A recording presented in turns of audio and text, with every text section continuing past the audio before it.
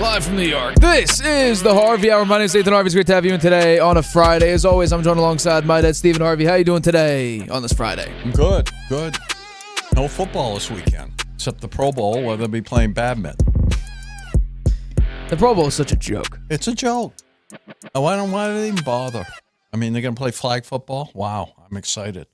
They're going to have a skills competition. They're going to have a tug of war or something. I mean, I think it's a joke. Well, I mean, and so most of the players, the really all pros, aren't even going to be there. They're replaced by other players who wouldn't have made the Pro Bowl. Happens. Now they get on their resume, hey, I made the Pro Bowl. Well, The Patriots have now had back-to-back rookie quarterbacks make a Pro Bowl. Yeah. So there you go. Mac Jones in 2021 and now Drake May in 2024.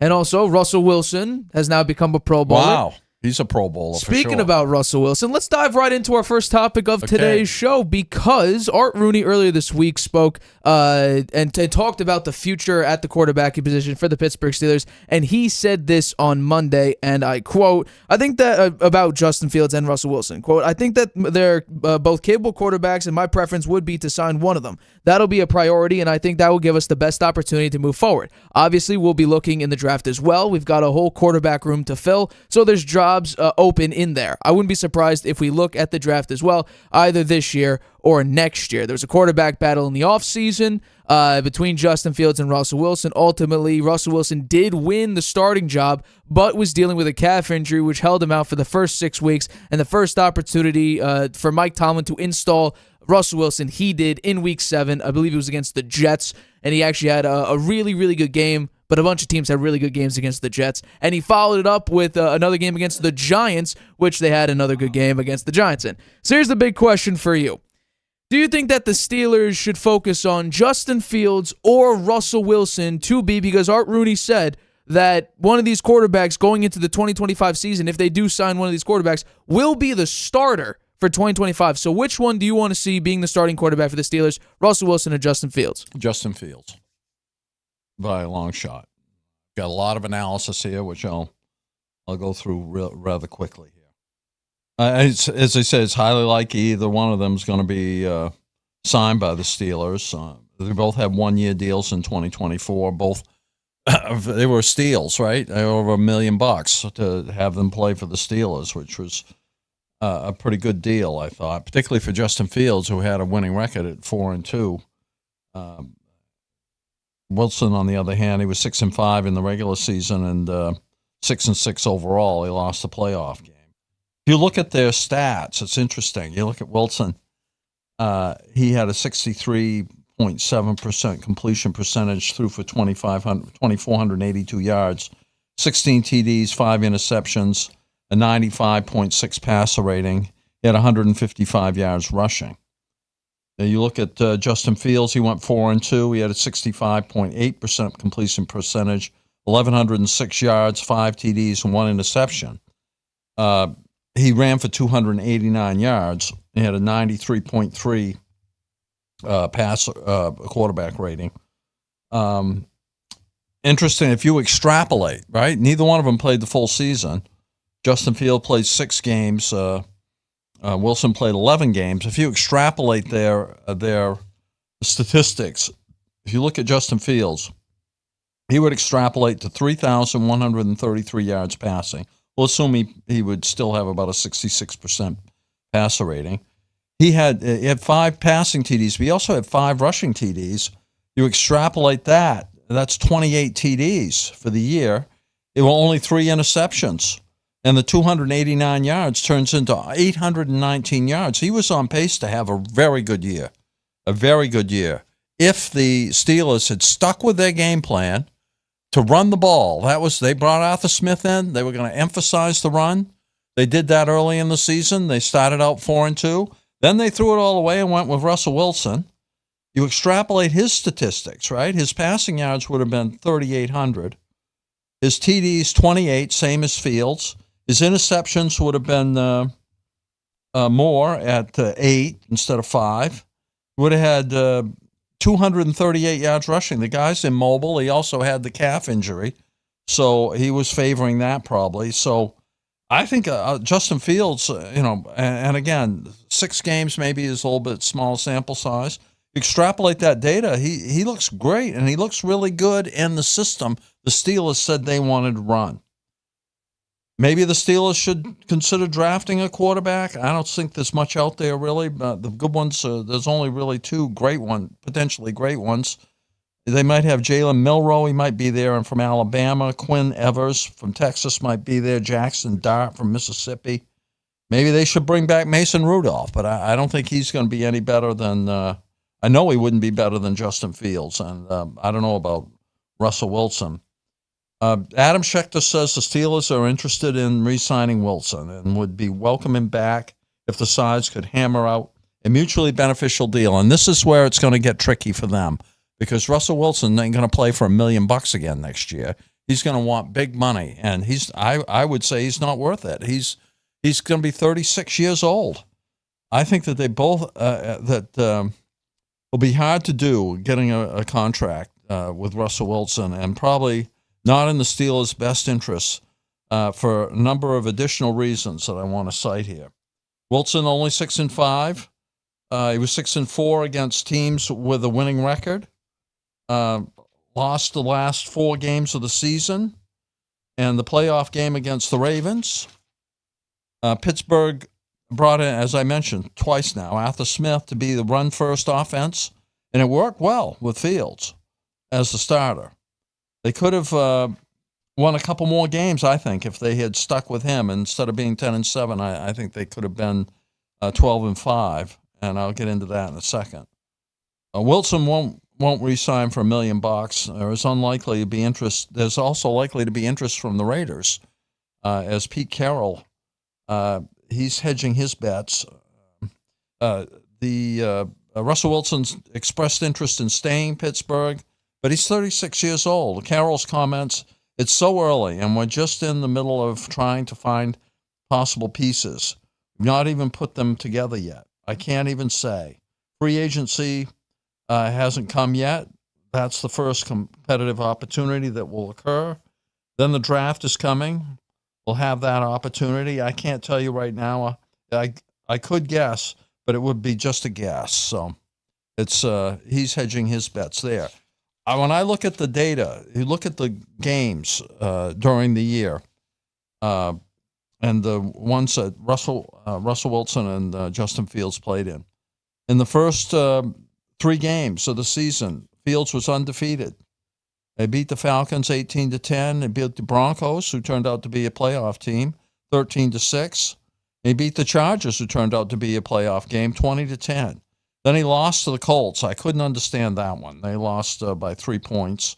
And he lost to the Cowboys by 3 points. Then Russell Wilson came in. And he won against the Raiders. Wow. No, that was still Justin Fields. I'm sorry. Russell Wilson came in during the Jets, not the Raiders. Fields was still the quarterback. Okay, so he got another win then. He had another win then. They won 32-13. And then Wilson came in, as you're right, against the Jets. They won that game 37-15. They beat the Giants 26-18. They beat the Commanders, which is interesting, 28-27. They beat the Ravens 18-16. Then they lost to the Browns 24-19. They beat the Bengals 44-38. They beat the Browns 27-14. They lost to the Eagles. This is where the losing started. The Eagles 27-13. They lost. The Ravens 34-17. The Chiefs 29-10, and the Bengals 19-17. Both the Browns and the Bengals had terrible defenses against the run. The Browns 21st and the Bengals 19th. I think that if Fields had been in there in those games, they would have picked up 2 more wins. I think they could have gone 12-5 instead of 10-7. And I think that down the stretch, when they got into that losing mode, Russell Wilson couldn't pull them out of it. And he also lost in the playoffs, having not much of a remarkable game. So my vote would be with Justin Fields. Well, I agree with you, and I was on this from the very beginning. I thought Justin Fields should have been the starter from the very, very beginning, regardless of that stupid pole position that everybody was talking about and Mike Tomlin was talking about. He has the pole position to be the starting quarterback, and that's what Mike Tomlin went with. I think that right now the Steelers are going to be the exact same thing. It doesn't matter if they have a rookie quarterback, Justin Fields or Russell Wilson. They're still going to be a middle-of-the-pack team. And actually, Julian Edelman talked about that on a recent podcast that he was, his Games with Names podcast. And this is what he had to say about Mike Tomlin's scheme and Mike Tomlin's system. Take a listen to what he had to say. You knew exactly what they were doing every time. And they still do what they do. They still do the same that when I was playing Tomlin's defense. Steeler football. I'm like, we still have linebackers covering the 3 slot? Yeah. Every time we play the Steelers, I have at least 9 catches. Coach, you would think that they would change it. They're right. No, but they do what they do. And that's kind of the way Mike Tomlin's been. He doesn't change things. That's what got Pete Carroll eventually fired, because he was a defensive coach and a culture builder, and the defense started to plummet. The Legion of Boom can never be recreated underneath the Seattle Seahawks with Pete Carroll's reign. And then eventually that's what got Bill Belichick fired. He never adapted. Mike Tomlin never adapts. The only remaining thing going for Mike Tomlin is the fact that he's never had a losing season. Any other head coach, if you keep losing in the playoffs, if it's been 8 years since you won your last playoff game, if you keep being middle of the pack, if you keep being a detriment to your organization because you don't have a losing record ever, so you're always stuck in sort of the middle of the first round, you can never get a top-tier talent, I think a lot of those coaches would be fired. But that's the only thing Mike Tomlin's got. And on top of that, I thought the entire system was built, like you mentioned, around Justin Fields, or at least more of a mobile run scheme. And it turned out Justin Fields came in, 4 more times the rest of the season? What are we doing here? And people were, and even Madden 25 was hinting at, can Justin Fields return kickoffs? I don't know what that was about. In the playoff game, we kept hearing hints about, will Justin Fields be an X factor here? What will happen? Will they use Justin Fields more? He came in for 2 plays. One that was a run that went nowhere, and a pass that he got instantly pressured on. Or not run, he handed the ball off. So the entire way that they handled that was completely pointless. It was terrible. And then let's talk about the last time we saw these 2 quarterbacks. So the last 6 games for Russell Wilson and the only 6 games for Justin Fields. Let's take a look at it. Justin Fields was the better quarterback. He had the better record, better completion percentage, better total yards, better total touchdown to turnover ratio, better passer rating, and his team put up more points. And the only way that you could argue, potentially, that Russell Wilson's a little bit better is that at the time, and this is the thing with Mike Tomlin's teams, at the time the defense was at the top of its game. It took until Week 18 for the Steelers defense to allow below 20 points and lose. They were undefeated up until that Week 18 game against the Cincinnati Bengals. So it really came down to how good is Mike Tomlin's defense. And that's kind of how Tomlin has structured the Steelers always. They haven't had a above average, so 16 and above, offensive line since 2019. He can't ever get it right. Broderick Jones seems like a complete miss. The interior of the offensive line, okay, but not great at all. So right now, the Steelers are stuck with a bad offensive line. They're going to lose their 1,000-yard running back. George Pickens seems to have a personality issue. And guess what? Your quarterback is Russell Wilson or Justin Fields or a rookie. No, but don't worry. T.J. Watt, a great defensive line. Joey Porter Jr. out in the defense. Minka Fitzpatrick in the defensive backfield. That's great. Keep playing early 2000s and 1990s football. Keep not having a losing record. Be my guest. But don't expect anything different when you get to the playoffs, which I think you will be around in playoff contention, that 6 or 7 seed. And look what happens. You'll go up against one of the top seeds that have a dynamic offense or have a more balanced system offensively and defensively, and you'll lose again. So this is what it comes down to. For me, it does not matter at all whether you have Russell Wilson, Justin Fields, or a rookie quarterback. For me, this is a organization error. Mike Tomlin is a phenomenal coach, but sometimes it gets old. It gets old. You need a new vision. It's simply not working at the level of long-term sustained success. Keep never having a losing record. But that just means that you're never going to get a high draft pick unless you trade up for it. You're never going to get a top-tier quarterback that you desperately need.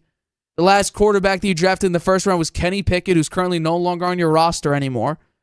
So be my guest, Pittsburgh Steelers. Go right ahead. Choose one of these quarterbacks. I think Justin Fields has the brighter future because there's more to work with. I think, by the way, this is the second time, actually the third time, that Russell Wilson has talked about remaining in one place for the rest of his career. Seattle, Denver, and now Pittsburgh.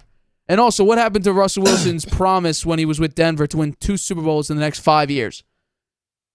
He hasn't even won a playoff game. Yeah. Well, you make some very good points. I agree with most of them. I do think that the Steelers are going to stick with Mike Tomlin. And I do think they could make some incremental adjustments there to maybe boost them to maybe getting one playoff win next year. I think they should go with Fields. They can get him on a contract that will be cheaper than Russell Wilson. He's a lot younger. And he has good upside, I think. I think they can work with him on his passing game. Russell Wilson's passing maybe a little better than Justin Fields. That's something he can work on. But Justin Fields, athletically, and the ability to run the ball is head and shoulders over Russell Wilson. And look at some of the teams that have gone this way. I mean, the Ravens, they have their running game is enormous. It's the best in the league. They have a quarterback that's very mobile. Justin Fields is mobile. And look at the Eagles. The Eagles have gone that route too. Jalen Hurts hardly throws the ball. They throw the ball maybe 20 times a game. And they win big time because they've got a great running back. They have a coach that can coach the run very well. They may lose Najee Harris. Maybe they should try to re-sign him, but maybe they could draft a good running back in the draft. Maybe they could pick up somebody that would be really good and go with that offense. It's just run first, and then strengthen the offensive line either through free agency or through the draft. And maybe even look to add another rusher on defense to complement T.J. Watt. And maybe that would get them over the hump so they could at least win one playoff game. But I do think they'll be a playoff contender if they put Justin Fields out there to be the starter and tell him, look, it's your team. You're not just out there until Russell Wilson's calf injury heals. That could make a big difference for Justin Fields. He could have 1,000 yards rushing. He would have gotten close to it on the pace that he was on this year if they'd let him play. Well, I'm not sure that he would rush for 1,000 yards. Yeah, it would have gone to over 800. He had almost 300 in 6 games. Right, but Lamar Jackson didn't even have 1,000 yards. I think saying that, Lamar Jackson, Justin Fields, 700 yards, maybe 700 yards. I'm fine with that. That's big. I would Russell agree. Wilson, maybe you get 150 out of him. He's not going to run the ball. Well, you already got 150 out of him this year. Yeah, well, that's what I'm saying. Yeah. If you have him next year, that's about what you're going to get. And he's more of a statue out there now than he was. He's not the mobile quarterback he was early in his career. He's 36 years old. Right. Look to the future, I think, and a scheme that emphasizes the run first. I would have no issue with that, but we've talked about this before. The Steelers tried their best to be a running football team. They had the 4th most attempts in the NFL. They were the 11th best running team in the NFL. The issue was you didn't have the efficiency that you probably wanted because you kept feeding it to Najee Harris or Jalen Warren when Russell Wilson was out there because Russell Wilson wasn't going to take any big attempts away. He, like you mentioned, stature in the pocket, and he didn't have good pocket awareness. He had actually one of the worst quarterback pressure percentages for himself. He generated his own pressure. He had one of the highest in the league this year, which he normally does. Turned the ball over. And yeah, there was a 7-7 ball game early in the Ravens game, the second time they played during the regular season. He fumbled it right down by the goal line. Yeah. So there are opportunities to be had that maybe Justin Fields has, but we do have to realize that, yes, the win over Denver's defense was impressive. You did only put up 13 points, but that defense turned out to be incredible. The Chargers win, I think, at that time was very, very crucial. The Colts game was interesting. Joe Flacco had an insane game that day. But then, you followed up with Jets and Giants. I think that would make a lot of bad quarterbacks look good. Yeah. And make decent quarterbacks look great. And I think that's exactly what happened. They lost to the Browns. They did lose to the Browns. That was a Thursday night game, too. Jameis Winston had some insane Then they lost plays. 5 straight at the end of the season, including the playoff game. Well, I mean, let's be a little bit fair. We did go into the season saying that Mike Tomlin will have his first losing season because of the fact we saw Ravens, Browns, Bengals, Browns, Eagles, Ravens, Chiefs, Bengals. That was the last 8 games of the season. And going into the season, again, now we look back and say that the Browns were terrible. The Browns last year had the number 1 defense in the NFL. So it wasn't absurd at the time to say, well, the Browns may give them a little bit of, a little bit of concern there. They ultimately didn't really. I think the defense let them down a little bit, too, in the last well, that's last what happens 4 games, when you have to rely on your defense to put up points. 27 points to the Eagles, 34 to the Ravens, 29 to the Chiefs. Well, if you take a look at it, they have 2 wins when they allow 20 points or more. Well, that's what they got to be. They got to be a great defensive team. They need to strengthen that a little bit. That's not what the NFL is anymore. You can't focus primarily on defense. The Eagles have the number 1 defense, yes. But they also have Saquon Barkley rushing for 2,000 yards. That's what I'm saying. The Steelers ought to go to. I know, but they're not going to have a 2,000-yard rusher. But they could easily have a 1,000-yard rusher plus Justin Fields and another 700 or so. I think that's the formula. And Justin Fields is not that bad a passer. And he played much better now. He played well in the fourth quarter for the Eagles. The coaching is better there for him. Arthur Smith could get a lot more out of Justin Fields than they ever got out of him in Chicago. They made him look like a very poor player. I don't think that's the case. And they can get him for a reasonable contract. Their first dibs on him. And he didn't play enough last year, so another team isn't going to come out and try to give him a huge contract. I'd go with him. I agree with you. We were big proponents of having Justin Fields out there week 1, and especially with the injury, and then he goes out and wins 3 straight. It's like, oh my God, Justin Fields works. My only issue with his passing is there were some passes to be had. He didn't have enough touch on the football. Some of his deep shots were overthrows or underthrows. Maybe if he'd played 17 games, but in the last 10 or so, he would have that. Maybe. All right, let's get to our next topic here. So, after a year filled with a bunch of expectations, the Giants upgraded their defensive line. Daniel Jones finally gets a number 1 wide receiver. The offensive line they rebuilt, that completely fell through, and they ended up winning only 3 games. And then the New York Jets, it's finally, Rodgers is healthy now. He's healed from his Achilles. Devontae Adams eventually came over. Garrett Wilson, wide receiver 1. Breece Hall's healthy again. Offensive line got upgraded. The defense was the number 1 graded defense by PFF. There were a lot of expectations riding on both New York teams, the New York Giants and the New York Jets. But ultimately, they were probably the 2 biggest disappointments of the NFL season. And it comes out to the fact, and here are the numbers. The last 8 seasons, these have been the number 1 and number 2 worst teams in the NFL.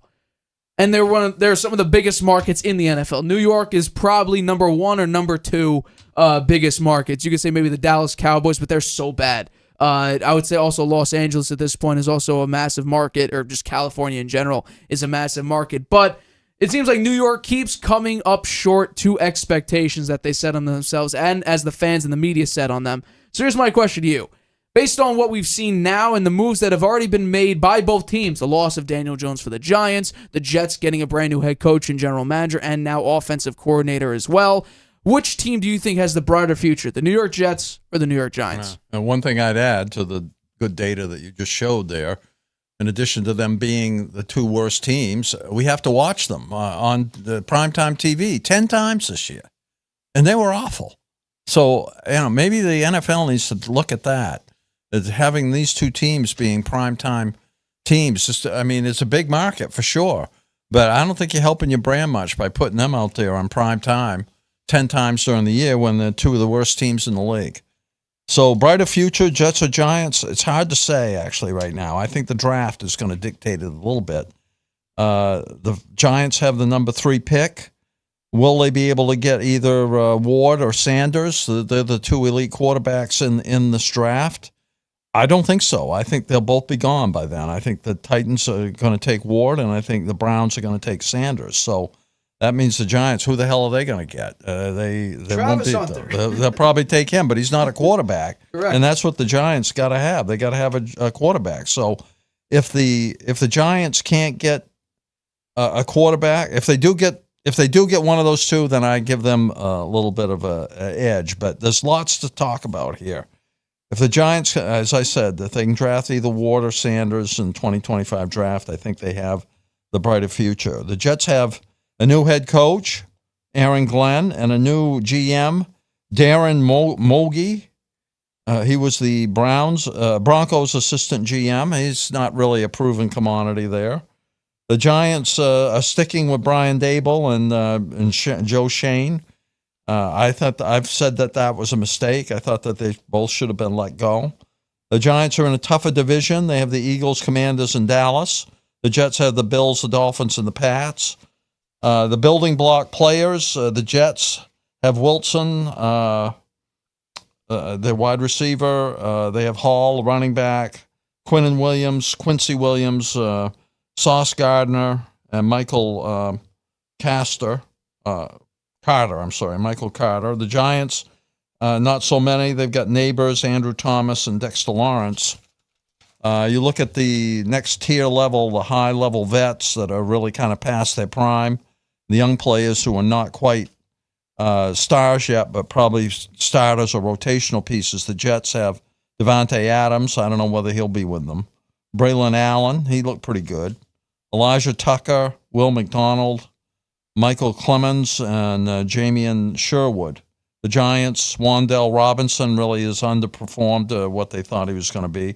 Tyron Tracy had a nice year. Brian Burns, he was okay, but not what all of they expected. Kayvon Thibodeau has been a disappointment. Devontae Banks and Andrew Phillips.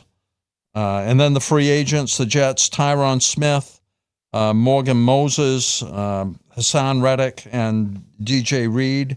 I'd say out of that group, they probably like to get Reed back. Hassan Reddick was a big problem for them trying to get a contract done, and the two offensive linemen underperformed.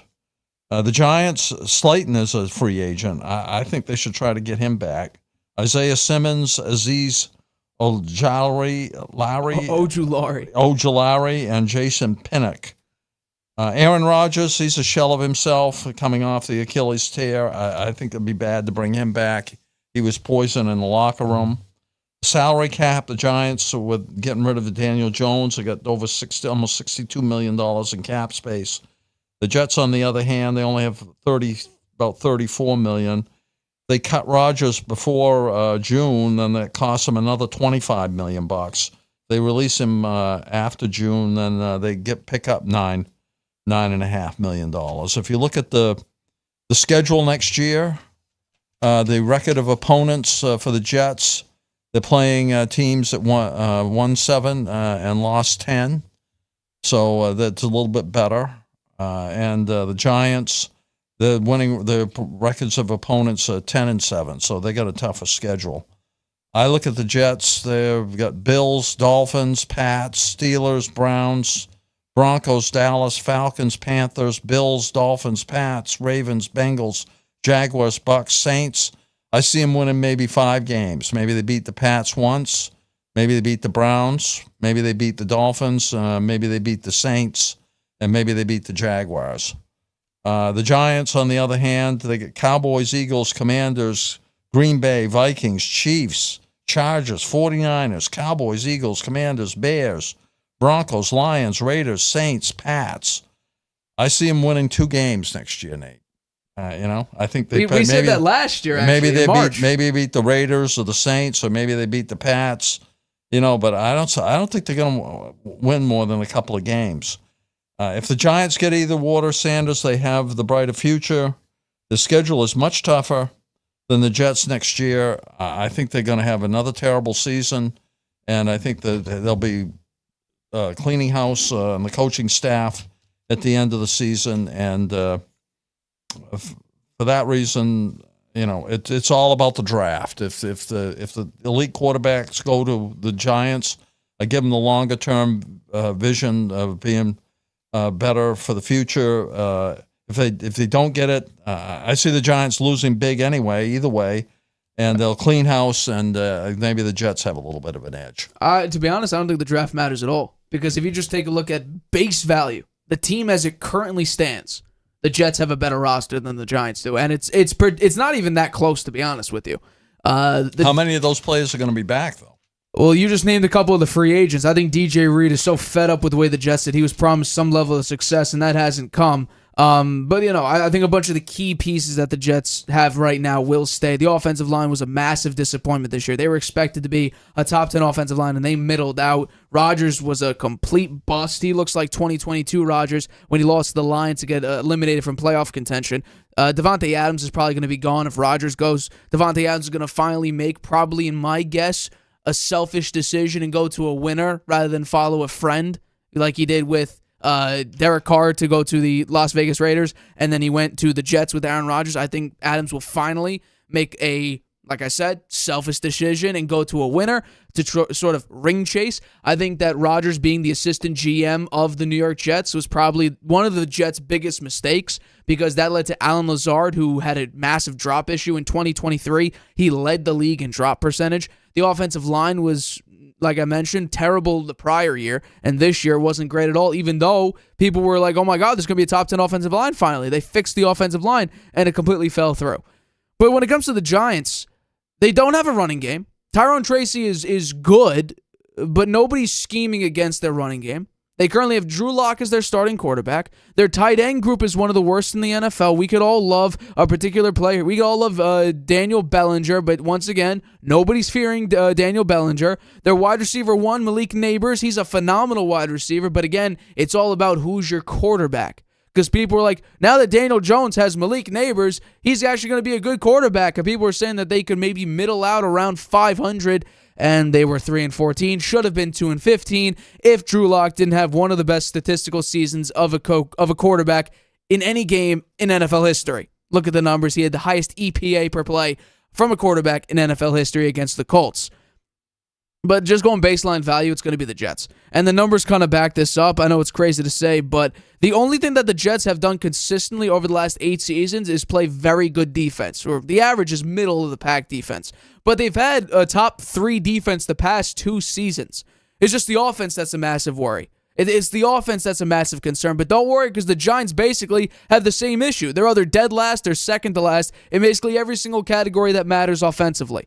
So really, these teams are 2 tire fires. And in some of the biggest markets just in sports, you can't be a tire fire, because you'll have situations like this year where the Giants make a bad decision in the offseason. It gets played on Hard Knocks, and then we're hearing about it, 8-9 months later, because the player that they let go is currently in the Super Bowl and is probably the reason they're in the Super Bowl. Once again, Joe Shane saying on Hard Knocks, don't want to hand the ball, don't want a $40 million quarterback handing it off to a $12 million running back. That is horrible ideology. Because, okay, let's just throw this out here. You have at the time, what was it? Kirk Cousins was making $35 million, or whatever his contract was at the time with the Minnesota Vikings. He was throwing it to what turned out to be a $35 million wide receiver. The logic doesn't line up there. The running back position did get muted, so much so that Saquon became a steal, Derrick Henry became a steal, Josh Jacobs became a steal. All these top-tier premier backs that led the league in rushing yards at one time or rushing touchdowns turned out to be massive steals for their respective teams, whether it be the Packers, the Ravens, and now the Eagles. So the Giants, for me, they always figure out a way to screw it up, and they haven't had a good offensive line in years. They're still feeling some of the David Gettleman GM decisions. They're still feeling some of those to this day. And now they have to feel Joe Shane's GM decisions with the Saquon, first of all, the Daniel Jones contract, then the Saquon situation. The Jets, really, their only issue has been getting the quarterback right. They've never done that. Mark Sanchez was... Ryan Fitzpatrick had a year or two where he was good. Mark Sanchez had 2 good years. Right, but that was got to the AFC 2009 and Championship. 2010. Okay, so you say they never got it right. They got it right for 2 years with Mark Sanchez, right? They got to the AFC Championship game. And you could also say that the Giants got got Daniel Jones right because he made it to the playoffs one year. And won a playoff game against a team that went 11-0 and one-score games. But the Jets got to the AFC Championship game 2 years in a row. I'm saying those 2 years were great. It was also Rex Ryan's first 2 years with the Jets as well as their head coach. And then Ryan Fitzpatrick had a tremendous year in, I think, 2015. But since then, it's been, Christian Hackenberg. We saw him. We were at the game where he beat the Patriots. Yeah, back right corner of the end zone against the Patriots. Yeah, we were there. We were sitting on that side, by the way. But, the Jets have never gotten quarterback right. Whether it be Christian Hackenberg, whether it be Trevor Siemian, whether it be Zach Wilson, whether it be Chris Streveler. I can keep going with these bad quarterbacks. Aaron Rodgers, I can now say Aaron Rodgers was a bad decision. He didn't do anything. Early in the season, Sam Darnold, Geno Smith, I could keep going. Darnold was a number 1 pick, right? Or number 2 pick. He was a top 3 pick. Yeah. They've never been able to get quarterback right. And the Giants just made a bad decision with the quarterback. So for me, it will be the Jets. But let's now define what brighter future means. Yeah. What do you think? How many games do you think they'll win next year? Currently, the Jets hold the longest playoff drought in the 4 major sports at 14 years. So if we want to consider just brighter future, them eradicating that record, then I would say the Jets have it.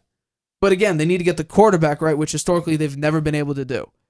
And another downside to just getting the quarterback right is in the future, they're going to need to pay, and very soon, Sauce Gardner, Breece Hall, Garrett Wilson, and some of their key defensive players like Will McDonald. How are you going to pay all those guys?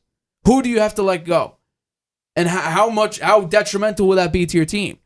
The Giants, on the other hand, they've made a couple very good moves. Drafting Malik Neighbors was one of them. I thought Wan'Dale Robinson, you thought he was underwhelming. I thought he actually played pretty decently. He's a short yardage guy. He's just a catch it, get down guy. He's a very, very fast guy. The trade for Brian Burns, that was pretty good.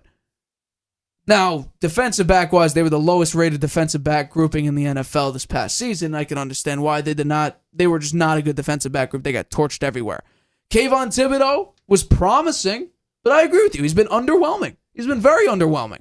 And the chances that he signs a massive extension, I think, are actually pretty low. I'm talking about value-wise. You're not going to be a top 5 defensive pass rusher in the NFL. Maybe will you break the top 10? Maybe.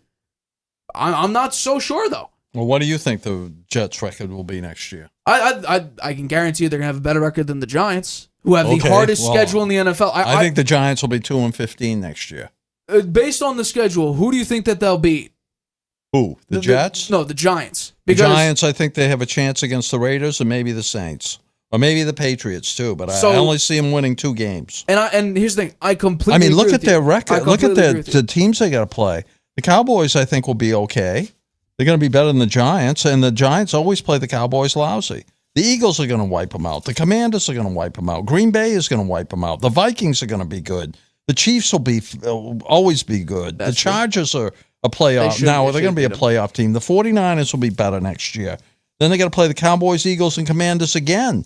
The Bears will be better because they should be better. The Broncos are going to be good. The Lions will be good again. You're left with the Raiders, Saints, and Pats at the end of the year. Those 3 teams. Maybe they win 2 out of 3 of those. And the Patriots just got a culture builder in Mike Vrabel. I know. Upgraded their offensive coordinator. Yeah, they have Drake May, a promising rookie. Yeah, Josh McDaniels is their OC. They have a promising rookie. They've now going into year 2, Drake May.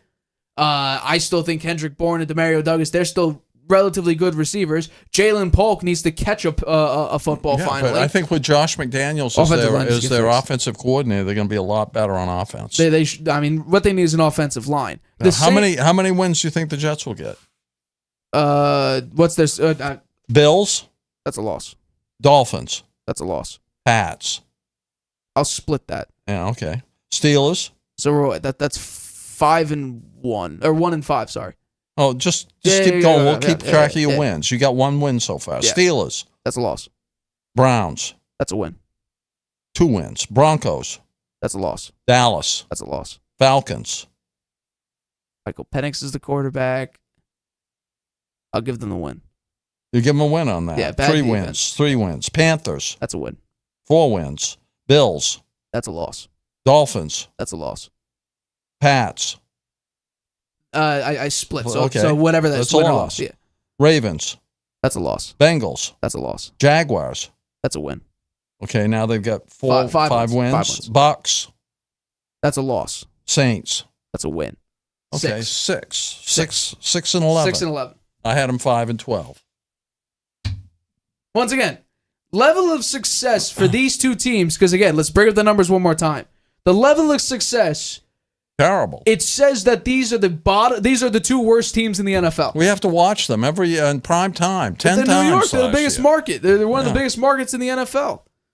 The Cowboys only have a big market because I don't think Jerry the Jets. Jones. Why'd they go out and get Aaron Glenn? They need their offense is what is the problem. They keep hiring defensive coaches. Yeah. Why do they keep doing that?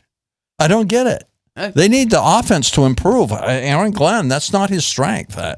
And I don't know is he brought in an offensive coordinator? Yeah, I yet? believe someone in the lines. It might have been their offensive line coach, if I'm not mistaken. Someone in the lines organization. An offensive line coach to be the OC?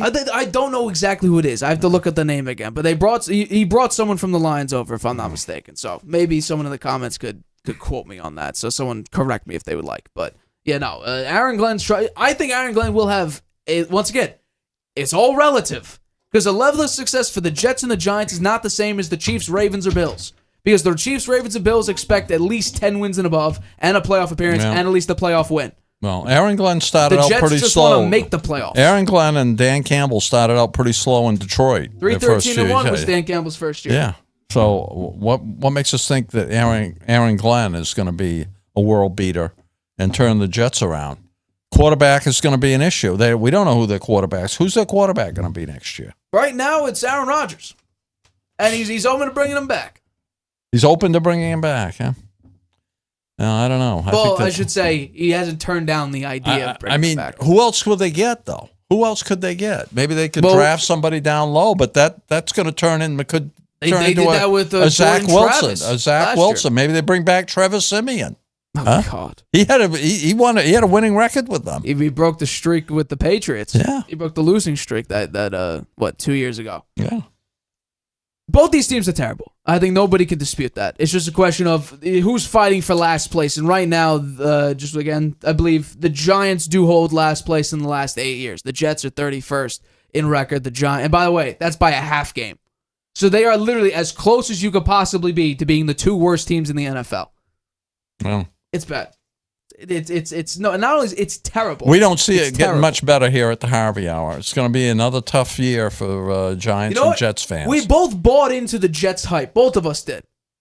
I'm not That's making right. that mistake. I again. had them making the playoffs. Yeah. We both did. Not anymore. Well, we'll see. So they might make some crazy offseason moves that are completely out of left field, and they turn out to be great. Same with the Giants. Mm-hmm. But I agree with you. I think that if the Browns and the Titans both draft quarterbacks, the Giants, in my guess, would either go Travis Hunter.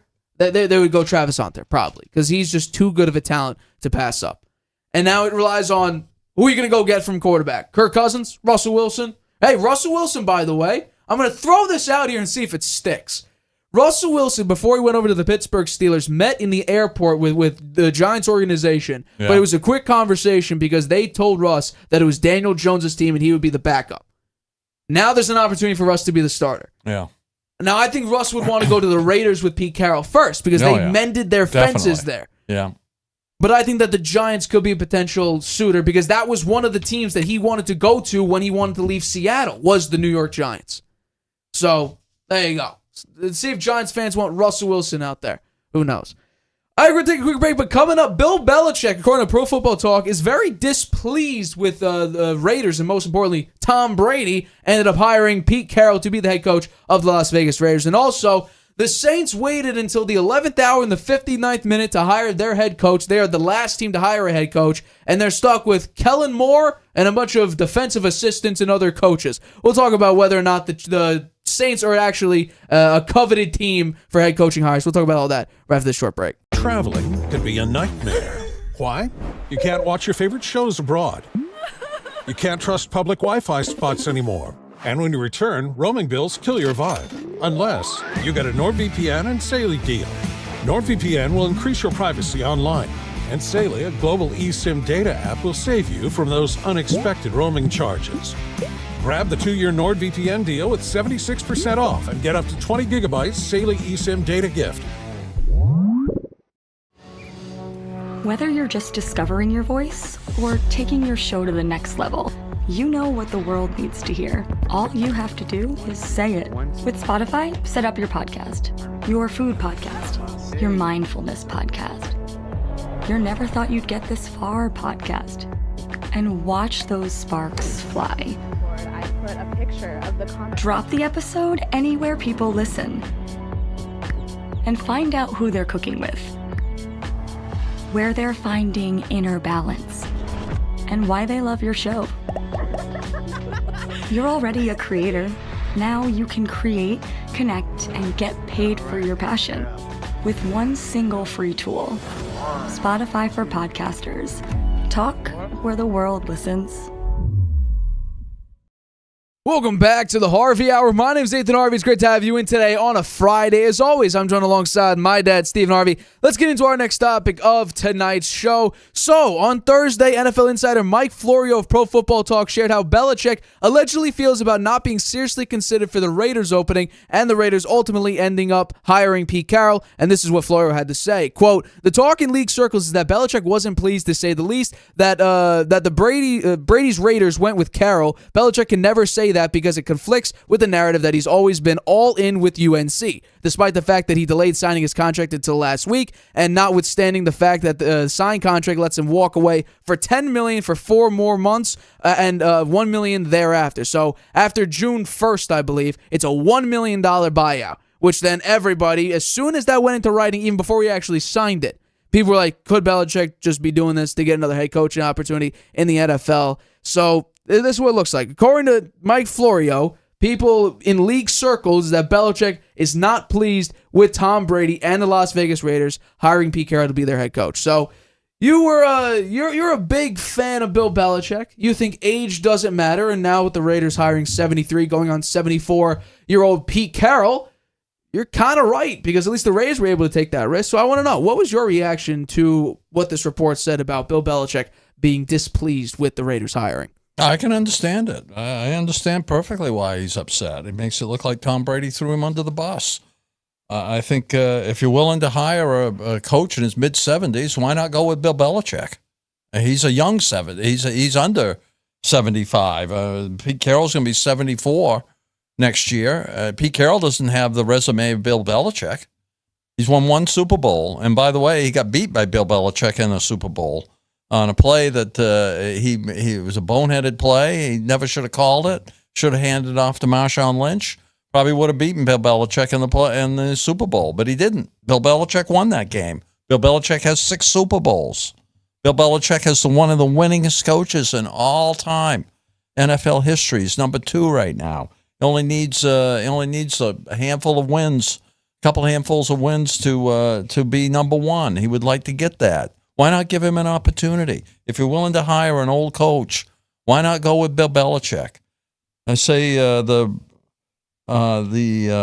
Raiders minority owner Tom Brady had a role in this, and it's out there that he really had zero interest in hiring Bill Belichick as the Raiders' next coach. They spoke after Belichick became UNC's coach, but before Pete Carroll was hired and before Belichick had signed his contract. And Belichick, as you said, isn't pleased that Brady's Raiders went to Carroll. Can't say it publicly because he said he's all in with UNC, but delayed, as you said, delayed his signing his contract until last week. But he can get out of it with a $10 million buyout and $1 million after June of this year. So most owners, despite the fact Bill Belichick is one of the winningest coaches of all time, one of the most successful coaches of all time, considered by many to be the best coach of all time, they don't want to pay $10 million to buy out the contract. That has something to do with it. Brady spoke to Belichick on January 8th about what it would take to make a reunion happen in Vegas. However, that's not how it went down, according to Mike Lombardi, who's the GM at UNC. He said the conversation was more about Brady receiving advice and counsel than about Brady trying to recruit Belichick. I think perception exists that Belichick accepted the UNC job in December largely because he saw the writing on the wall and realized that no NFL franchise would hire him and would pass on him again for a second time. He's perplexed by the lack of interest. I mean, he got thrown under the bus by Robert Kraft, who told Arthur Blank that never hire him. He's arrogant, and it's his way or the highway.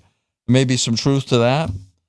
To me, the Carroll hiring could give Belichick a second chance in a perverse way. If he turns UNC into a contender, right? The Raiders are hiring Carroll. Shows that age should not be an issue. And the concern that Belichick can't relate to younger players will be dispelled if UNC wins. So I think it's up to Belichick, really. If he can go to UNC, turn him into a winner and make it into the college playoff next year, then he's going to get a lot of interest back with the NFL. And I hope Pete Carroll does well, because if he does, he'll say, hey, it doesn't matter how old you are. You can be successful as an old coach in this league too. Let's go to Bill Belichick, and I guarantee you there'll be a job out there for him. The New York Giants. Well, there's a little bit of a difference between Pete Carroll and Bill Belichick. Pete Carroll, you just said though, had success when he got older. Belichick didn't. Belichick's last 2 years were, I think, I want to make sure I get this accurate, 8-9 and 4-13. Pete Carroll's last 2 years as a head coach, 9-8 and 9-8. That's consistency. That's not great. He made the playoffs.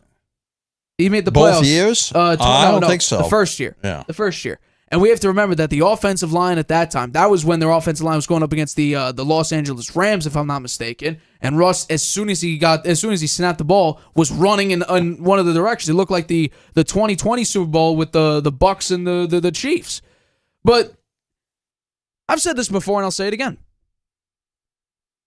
This move by Belichick to not push for a head coaching opportunity is strictly to save face. That's all it is. He went to UNC because he has a history. His dad coached at UNC. But we have to realize that 2 go-arounds, 0 teams had interest in Bill Belichick. The first time, a couple teams did, but ultimately they never really had true interest in him. The Falcons were the only team.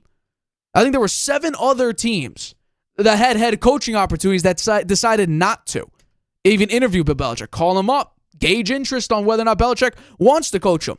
And one of them had Justin Herbert as his quarterback. But no, they didn't want Bill Belichick. I think right now we're in a similar situation with one head coach who nobody could actually fire because he's doing just enough to keep his job. And I said this earlier, it's Mike Tomlin.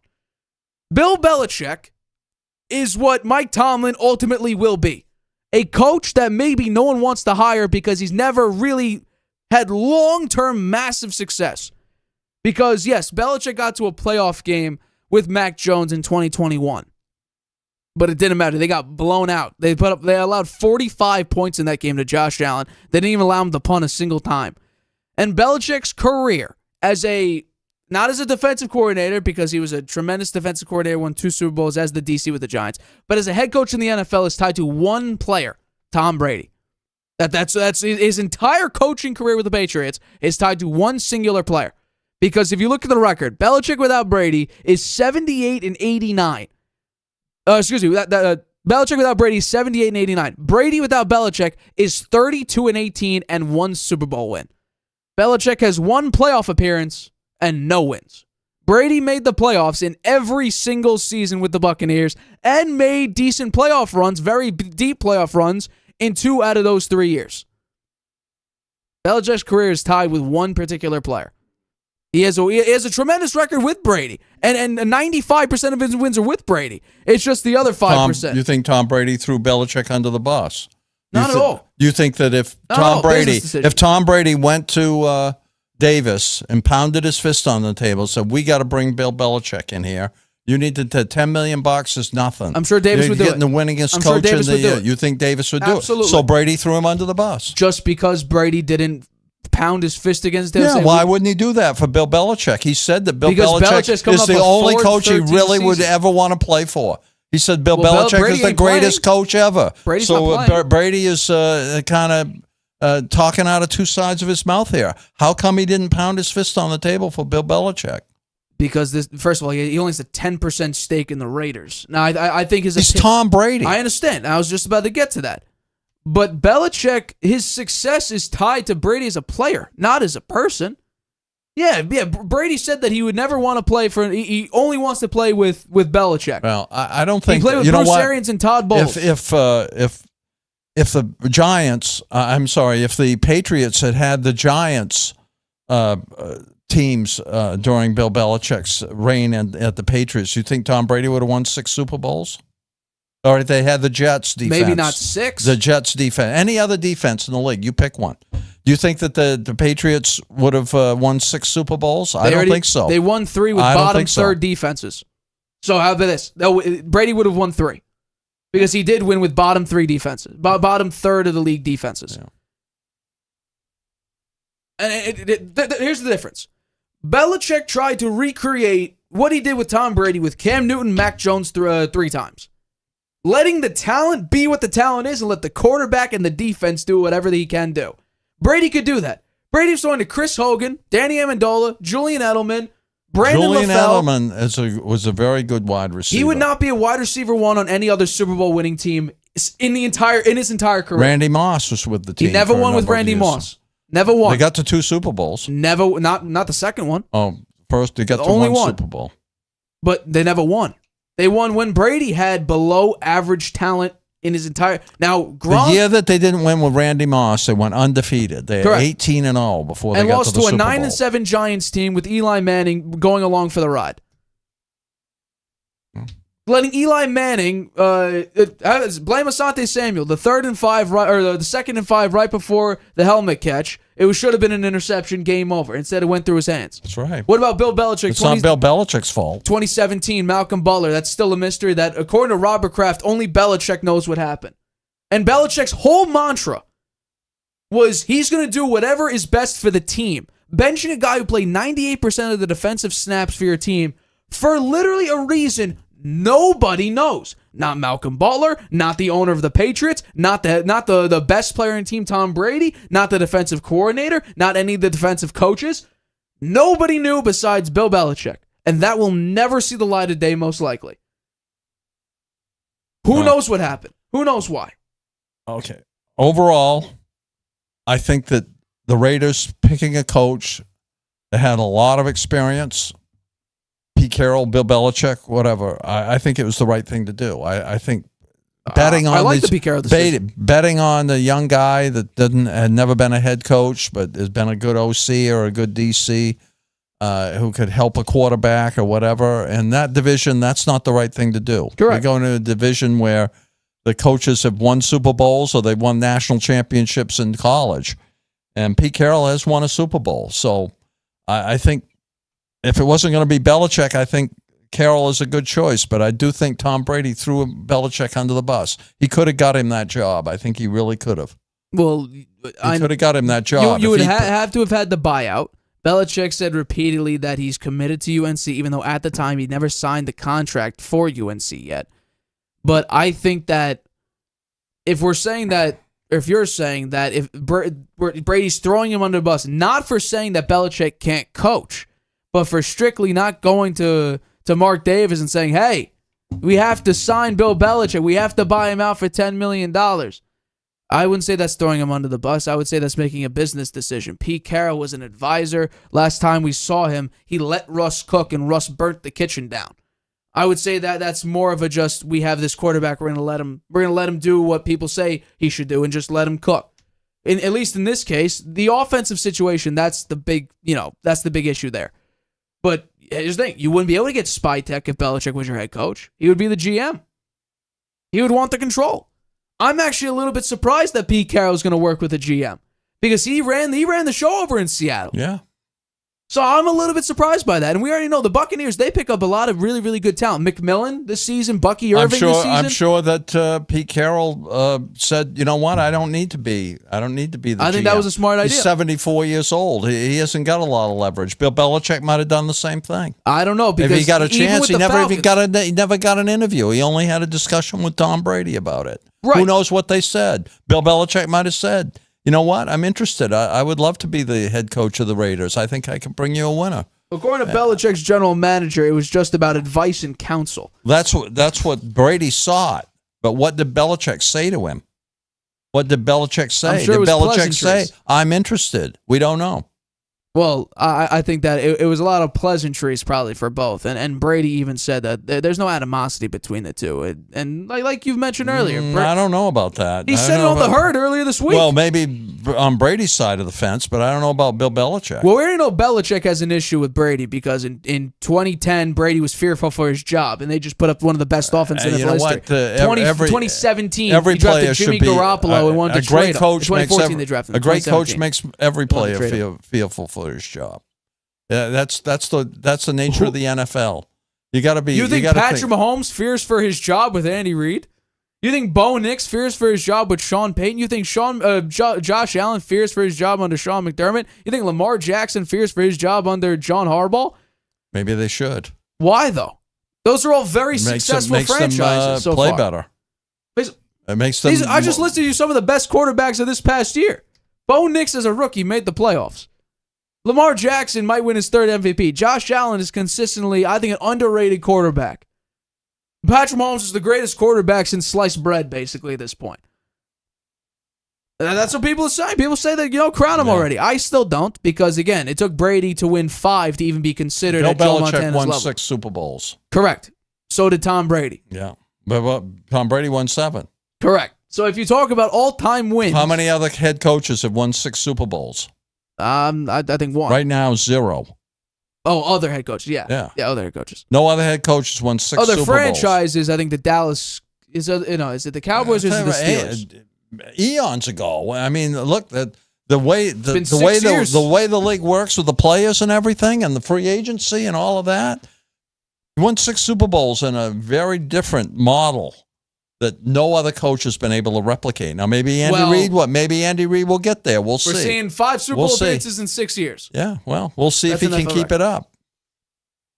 I would not say throwing him under the bus. I'm not surprised. It was the safe face. He wasn't going to get a job, so he had to go to UNC. I don't think this changed anything. I agree with some of the analyst reports. I want to get these names right. Andrew Brandt and Mike Florio both said that no matter what he does at UNC, Belichick's not going to be a coach. And I agree with that. I completely agree with it. I don't. Because last time we saw Belichick, he screwed over his own team. I don't. We kept hearing rumors about lack of communication. I think if Pete Carroll has success, do your job, Belichick didn't do his job. If Pete Carroll has success with the Raiders as the oldest coach in the league, and Bill Belichick does well with UNC and they get into the college playoff, then I think Bill Belichick will have interest. That's a tall task to say Belichick first year. Particularly with the teams out there like the Giants, who I look to win 2 games next year. Oh no, I'm telling you right now, if they go 2-8 or 2-6, Daboll's gone. Oh really? You think he'll be gone before the end of the year? You wouldn't?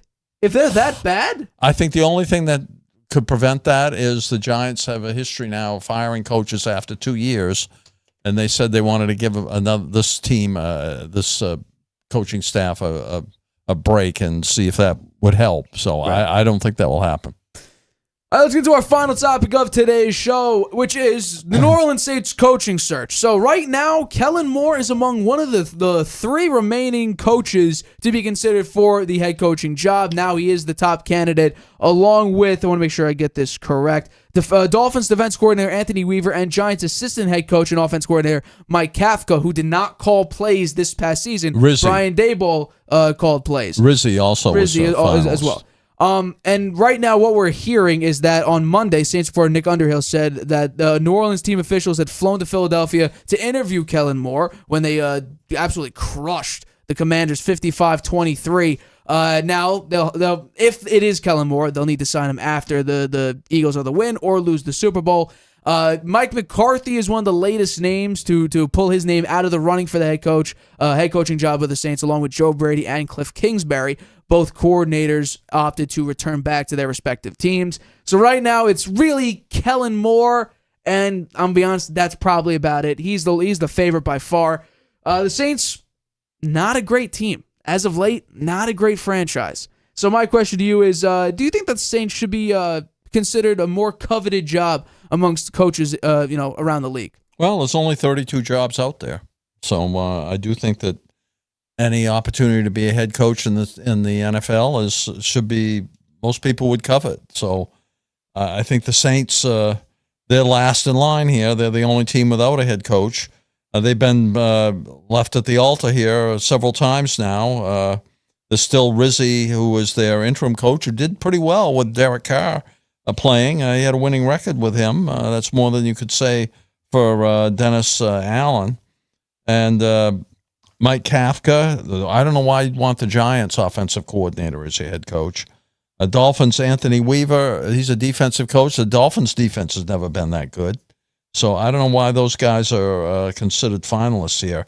Kellen Moore, I think everything, the stars are lining up right for him. He had an extraordinary game against the Commanders, dropping 55 points on them. And if the Eagles win the Super Bowl, he looks like it's perfect timing for him. I think he should strongly consider the opportunity. As I said, there are only 32 head coaching jobs. He may never have be in such a good position again. The Saints play in one of the weakest divisions in the NFL, and the NFL's NFC South. I think the Saints have big salary cap problems. There's no top-tier quarterback out there for them to get right now. They don't pick high enough in the draft to get one of the better quarterbacks. He's probably going to want roster control and longevity to implement his system. He should have a good chance to get it because of the Saints' salary cap problems and their inability to win. I mean, they've been quite poor recently. Could the Saints go after Cooper Rush? Maybe, I don't know. Bring him in as the backup, and have him compete with Carr. I don't think Derek Carr isn't going to take any kind of salary cut or anything. He's entrenched there. He's going to earn he wants his money, and I can understand why.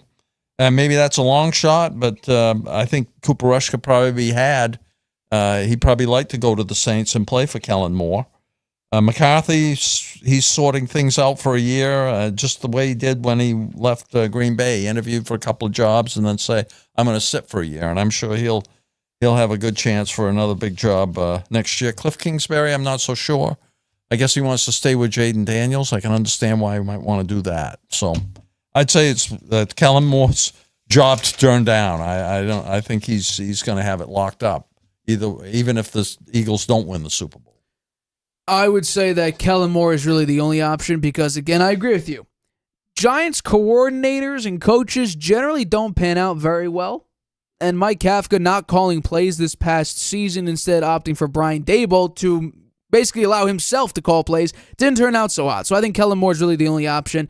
And the numbers kind of back this up. The offensive line for the Saints has been a massive weakness for them. And then offensively, Derek Carr does not even look remotely similar to even his baseline borderline when Raiders fans were kind of like, he's an okay quarterback, but he's also Derek Carr is not even that. He's so far below that.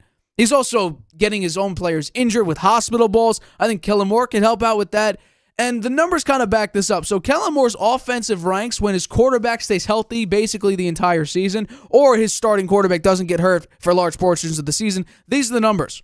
Points per game, 4th. Total offense, 5th. Yards per play, 7th. Turnovers, 10th. So his offense is very efficient, very effective, and so I think Kellen Moore could bring that to the New Orleans Saints. And I also think that the offensive line will be, the key here. Because you're going to need to restructure a lot, and they're currently doing a bunch of restructures. I just noticed now they used to be $79 million over the cap, and now they're $52 million over the cap. So they're creating these restructures and whatnot. But once again, it's relative. What does success mean for the Saints? Is it win your division? Is it a winning record? Is it a playoff run? Is it a playoff win? What's your, relative level of success here? I think that the fact that you're one of the oldest teams in the NFL, that you're in cap hell year after year after year, that you have no cap relief from Derek Carr's contract. It's a $51 million cap hit for this season. You're going to need to stick with him most likely unless you want to go back into cap hell. You have to wait a whole nother season, at the end of the 2025 season. That's when you'll have the cap relief. That's your potential out with Derek Carr. So your quarterback situation, you may draft one. You might not. Your offensive line, though, that's what I would focus on. A lot of disappointing players, disappointing performances early in this season. Because we have to remember, when they started the season, the first 2 games were insane. Yeah, they were great. They crushed the Dallas Cowboys at home. I mean, it was an embarrassment. And then Eric McCoy goes down against the Eagles, and that completely, disrails their offensive line structure. Then they had the rookie that he also got banged up during the season, Fuaga. So they need to figure out their offensive line. Penning also has been disappointing throughout his career with the New Orleans Saints. So for me, Moore would be the youngest head coach in the NFL if he does take the New Orleans job, which I think he should do. I think he should be given that job. But I think when it comes down to it, once again, what's your level of success? I think that right now you have to compete for the division because you haven't really been competing for the division since Drew Brees left. No. Well, that's a weak division. Very weak. And I think maybe Moore brings an offensive scheme similar to the Eagles, right? Which wouldn't favor Derek Carr. Talent-wise, no. Wouldn't, but Alvin Kamara is a running back. I think they would utilize him nicely, yes. And they've drafted a running back this past year who was pretty highly regarded too. I don't know what happened to him during the year, but there's another running back there that could be good. Last year. Yeah. So what the question is the quarterback. What could they bring in another more mobile quarterback? It doesn't look like you wouldn't use him because you have a $51 million cap hit quarterback just chilling there. Yeah. Well, look what Sean Payton did. He said goodbye to Russell Wilson. He took the cap hit, and next year they made the playoffs. So, that's because they got a very good rookie quarterback with a tremendous head coach. We don't know what Kellen Moore's head coaching situation will end up being. But for me, I think Derek Carr wasn't necessarily a bad quarterback. Did he have bad games? Yeah. Did he get Chris Olave hurt? Yeah. He got hurt a lot. Yeah. I mean, when you throw middle of the field, Tom Brady was always fearful of throwing over the middle of the field because that's when you get your receivers laid out. Derek Carr threw a couple hospital balls there. You don't want to do that, especially if you're a number 1 wide receiver in Chris Olave. So, I mean, I don't think Derek Carr's a bad quarterback at all, but that's kind of being trumped by the fact that his performances say otherwise. He's not very mobile, and if you're going to do something like the Eagles' offense and the Saints, he's not the right quarterback. I have faith in Derek Carr. With Kellen Moore's system, because we have to remember that Derek Carr's system with the Saints was led by Clint Kubiak, who's an okay coordinator. We thought he was very good. He was using a lot of motion throughout with Derek Carr. Then we have to realize that Pete Carmichael, who is one of the most conservative offensive coordinators in the NFL, led by head coach Dennis Allen, who he was the former head coach of the Raiders for a very small stint during Derek Carr's rookie year. He got fired, I think, midway through that year. So maybe with Kellen Moore and Clint Kubiak, it could be an interesting one. Could be. Yeah. Or maybe Kellen Moore is just the X factor that he needs. No, I think Kellen Moore, I would say Kellen Moore will probably call the plays. Probably. Yeah. Absolutely. And I think that the offensive line was bad. The defense was its worst. I think since 2016, they were 30th in the league. So you got to play better complementary football. They were 31st against the run, 27th against the pass. The running game was really the only bright side of the Saints, and they were 14th in the league in that. No passing game, no pass defense, no running defense. Really not a lot that you could do if you're the New Orleans Saints.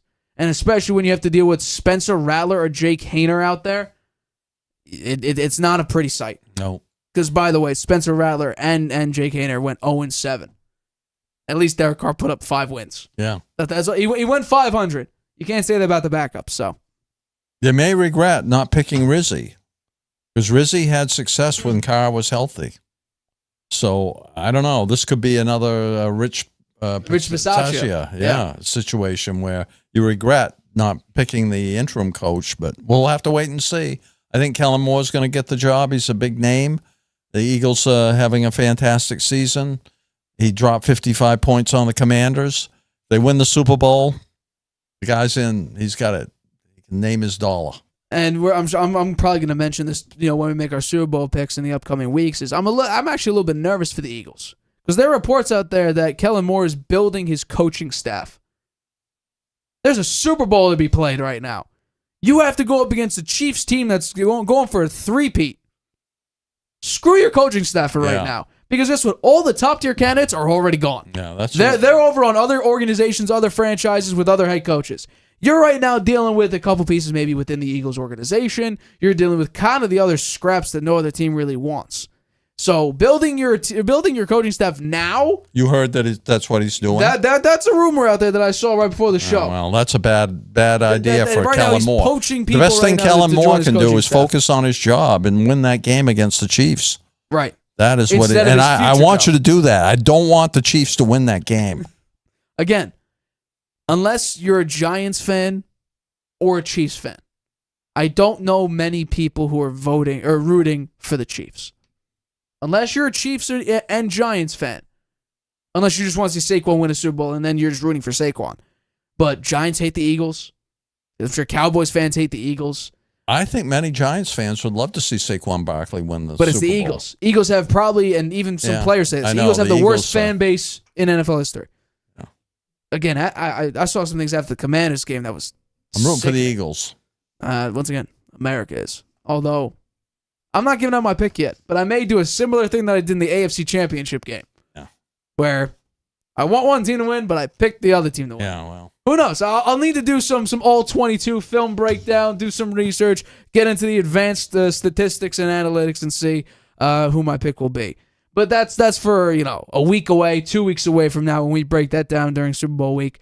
But for this episode of the Harvey Hour, my name's Nathan Harvey. That's my dad, Stephen Harvey. We have been the hosts of the Harvey Hour. You can catch us probably Tuesday, Pro Bowl week. There's nothing really to talk about. I'm sure there'll be some news out there in the NFL sphere. Who knows? Basketball, maybe. It'll be interesting to talk about, but Pro Bowl, we might talk about all-star games. Who won the amongst sports. badminton game in the Pro Bowl? Flag football. What a great way to celebrate NFL's best players. But yeah, for this episode of the Harvey Hour, my name is Nathan Harvey. That's Stephen Harvey. We'll see you Tuesday, 6:30 p.m. Eastern, right here on YouTube. Night, Grandpa.